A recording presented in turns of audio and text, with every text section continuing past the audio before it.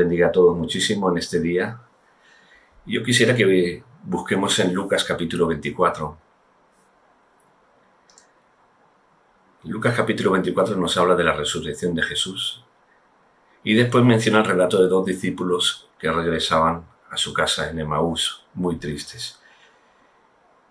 Y antes de mencionar la frase clave que hablan estos discípulos, porque no voy a hablar de todo el relato, ¿verdad? Pero entrando en contexto, cuando Jesús murió en la cruz del Calvario, sus discípulos quedaron en shock, quedaron trastocados. No esperaban que Jesús iba a morir así y de esa manera. A pesar de que Jesús ya les había advertido en varias ocasiones de que él tenía que morir. Pero como que ellos lo querían interpretar de otra manera o no querían atender a ese asunto, porque no les agradaba para nada.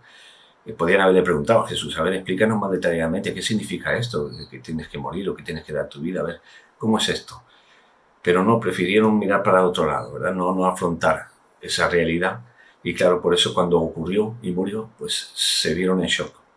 Lo que a veces nos pasa, que no queremos enfrentar ciertas realidades porque no nos gusta, preferimos mirar para otro lado y entonces después cuando ocurren las cosas nos vemos en shock.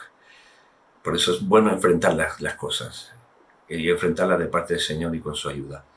Ahora, ahí encontramos a dos discípulos de esos que estaban en shock y que no sabían qué había pasado. Y bueno, estaban ahí muy mal y que regresaban a su casa, tristes, hablando entre ellos. Y entonces Jesús, que ya había resucitado, se les acercó para hablar con ellos. Ellos habían escuchado a las mujeres que habían ido a la tumba y la habían visto vacía y que decían que Jesús había resucitado, pero ellos no hacían mucho caso porque pensaban que ellas habían visto visiones, alucinaciones, movidas por la emoción y tal. Y claro, por eso también, como no creían, volvían tristes. Pero Jesús se le acercó de una manera que no lo podían reconocer y empezó a hablar con ellos y a decirles que qué es lo que estaban hablando, qué les pasaba. Y ellos dijeron, ¿cómo? ¿Eres tú el único forastero que no ha sabido las cosas que han acontecido? Y él disimulando dijo, bueno, a ver, ¿qué cosas, no? Y entonces ellos le contestan en el versículo 19, aquí en Lucas 24, dice, de Jesús Nazareno, que fue varón profeta, poderoso en obras y en palabras delante de Dios y de todo el pueblo.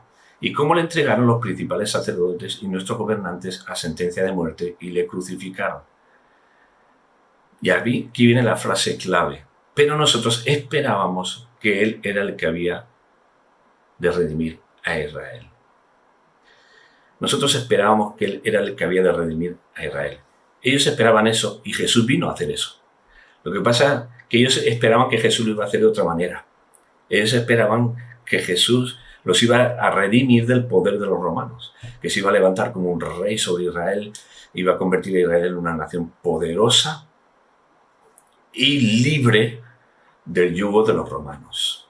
Sin embargo, Jesús no vino a eso. Jesús vino a redimirlo del poder del pecado y de Satanás, que es mucho más, pero muchísimo más. Claro, ellos al ver lo que ocurrió, como las cosas no ocurrieron a su manera, sino a la manera de Dios, pues se decepcionaron y estaban tristes. Y eso es lo que nos ocurre muchas veces. ¿Qué esperamos de Dios? Porque todos esperamos cosas de Dios. El problema es cuando esperamos que Dios haga las cosas a nuestra manera. Dios nos cuida. Y si estamos esperando de Él que nos ayude en todas las cosas y que nos guíe, Él lo va a hacer porque Él está ahí. Y si necesitamos que Él nos responda en cuanto al trabajo, en cuanto a la familia, en cuanto a cualquier cosa, a una enfermedad, Él está ahí atento y Él va a responder, pero a su manera. El problema es cuando nos decepcionamos porque estamos esperando que Dios haga las cosas a nuestra manera, según nuestro entendimiento cuadradito y limitadito. No, tenemos que abrir el campo de nuestra visión y entender la voluntad de Dios.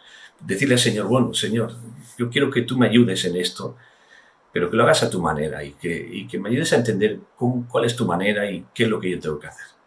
Y dejarlo ahí en sus manos, hacer nosotros lo que tengamos que hacer, pero a su manera, no la nuestra. El Antiguo Testamento nos menciona un relato muy interesante del general Naamán. Muchos conoceréis, ¿verdad? Él estaba muy enfermo de lepra, a punto de morir. La lepra le estaba matando, pero se colocaba su coraza y nadie lo veía, y nadie veía su enfermedad. Pero en su casa sí lo sabían, evidentemente. Entonces, una de las sirvientas de la esposa, pues le dijo que conocía a un hombre, un profeta de Dios, Eliseo, que tenía poder para sanar. Y entonces Naamán fue, acompañado de unos criados, decidió ir.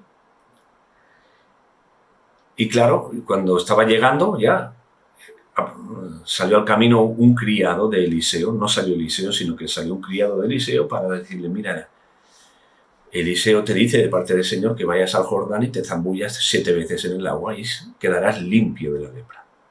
¡Wow! ¡Qué cosa tremenda! Decimos, esto es una cosa tremenda, sin embargo él no lo vio como una cosa tremenda. Se desanimó, se entristeció y se volvió para atrás, se quería ir para casa, porque él esperaba que Eliseo sería el que saldría personalmente a recibirle, no mandara a un criado, sino que sería Eliseo que saldría a recibirle, impondría sobre él las manos, haría una oración, no sé cómo, pero que de repente él quedaría limpio al instante. Nada que ver con lo que Eliseo hizo. Este hombre estuvo a punto de quedarse sin el milagro porque no se hicieron las cosas a su manera.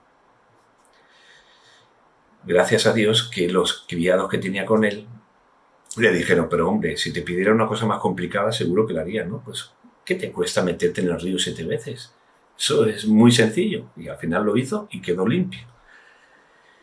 A veces perdemos milagros porque queremos que se hagan a nuestra manera y no es, tiene que ser a la manera de Dios.